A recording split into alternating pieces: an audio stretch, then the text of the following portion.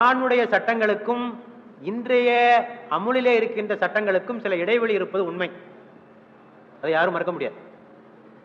உதாரணத்துக்கு நான் என்னுடைய ஆரம்ப உரையிலேயே சொன்னேன், ஒரே மூச்சிலே 3 தலாக் சொல்வதை குர்ஆன் விரும்பவில்லை.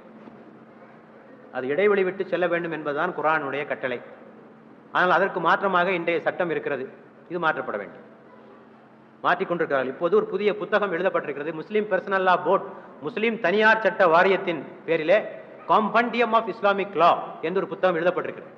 அதிலே நீங்கள் சொல்லப்படுகின்ற இந்த குறைகள் எல்லாம் களையப்பட்டு ஒரு புதிய புத்தகம் தயாரிக்கப்பட்டிருக்கிறது.